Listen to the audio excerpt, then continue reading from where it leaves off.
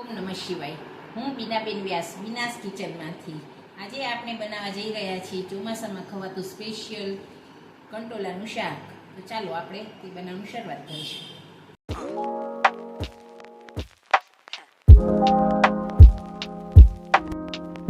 આનું શાક બનાવવા માટે આપણે 250 ગ્રામ કંટોલા ધોઈને સુધારી લીધા છે. હવે આપણે એક પેનમાં તેલ લઈશું. હવે આપણે આ તેલ લીધેલું છે તે આવી ગયું છે, તેલ ગરમ થઈ ગયું છે. તેમાં આપણે રાઈ અને જીરું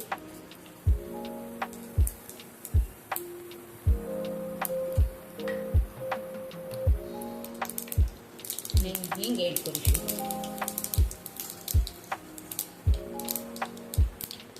આખું લસણ સુધારેલું,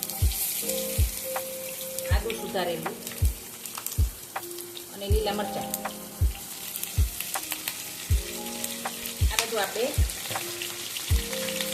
સુધારેલું છે લાંબુ લાંબુ. હવે આ બધું આપણે હલાવી લઈશું.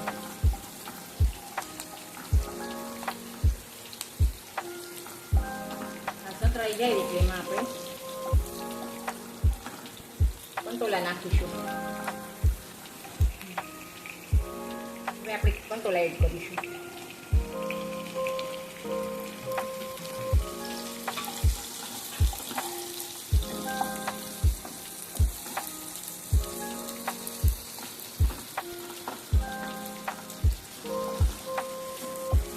હવે આને આપણે ઢાંકણ ઢાંકી દઈશું.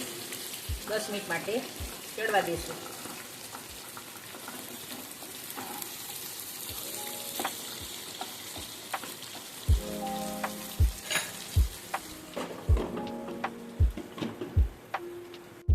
હવે આપણે વચ્ચે વચ્ચે એને હલાવતા રહીશું.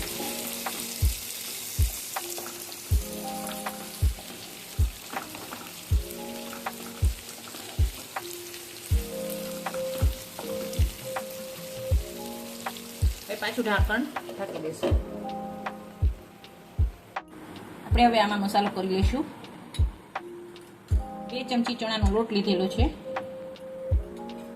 એમાં આપણે મરચું એડ કરીશું. તમે જેવું તીખું ખાતા હોય એવું. અડધી ચમચીથી પણ ઓછી હળદર એડ કરીશું. ધાણા જીરું,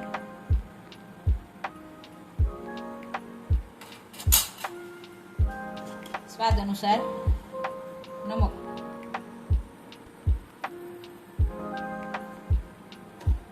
અને હવે આપણે એમાં દહીં નાખીશું.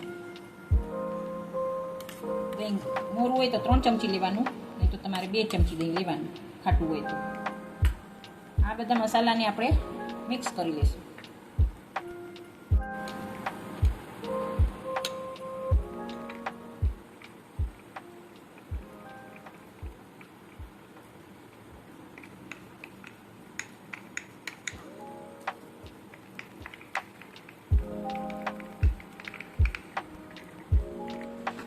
એને દબાવીએ એટલે તરત જ કટ થઈ જાય છે. આપણું શાક ચડી ગયું છે. આપણે હવે એમાં મસાલા જે બનાવી રાખ્યા છે તે એડ કરીશું.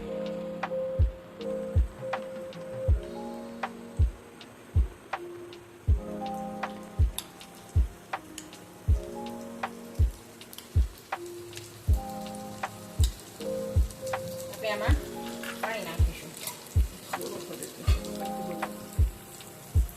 હવે આપણે આમાં થોડું પાણી એડ કરીશું, જેથી બધા મસાલા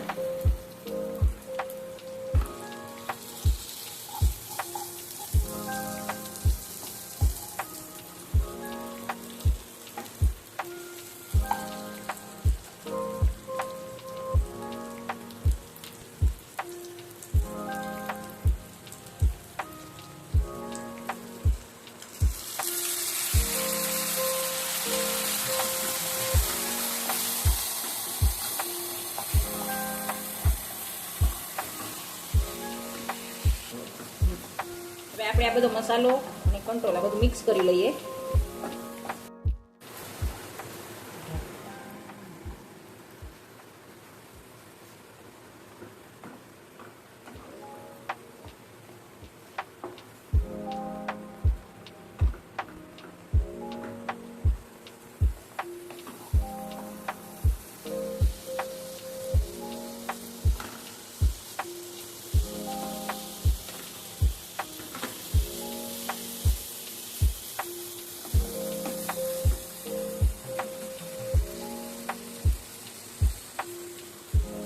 થીક લાગે છે, તેથી આપણે એમાં થોડું પાણી ઉમેરીશું. આવી રીતના શાક બનાવીએ એટલે છોકરાઓ પણ ખાય. એને તો આપણે મોટાઓને તો ભાવતું જ હોય કંટોલાનું શાક, છોકરા ખાતા નથી. તેથી આપણે આવી રીતના દહીંમાં બનાવીએ તો નાના છોકરા પણ ખાય. હવે આપણે આને થોડીક વાર ઢાંકી દઈશું. ચણા લોટ ને મસાલો બધું ચડી જાય. 5 મિનિટ માટે ઢાંકી દઈશું.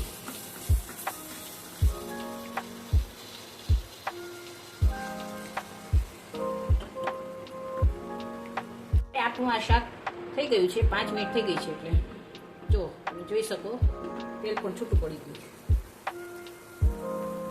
અને બધા મસાલા ચડી ગયા છે. હવે આપણે એને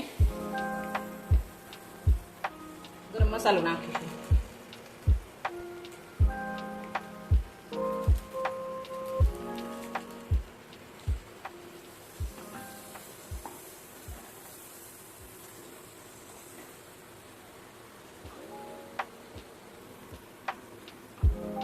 હવે આપણે તેમાં કસૂરી મેથી નાખીશું, હાથેથી થોડો ભૂકો કરીને.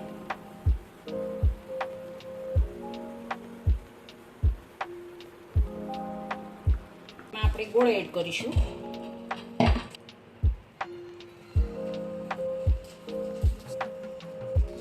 એટલું શાક બનશે તો તૈયાર છે આપણું આ કંટોલાનું શાક. હવે આપણે તેને સર્વ કરી લઈશું. સર્વિંગ બોલમાં લઈ લઈશું.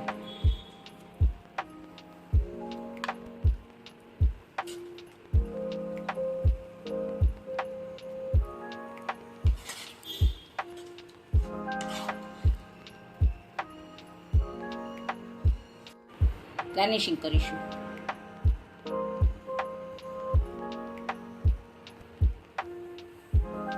તો તૈયાર છે આપણું આ કંટોલાનું શાક. જો તમને મારી આ રેસીપી ગમી હોય તો લાઈક, શેર અને સબસ્ક્રાઈબ કરજો. Thank you.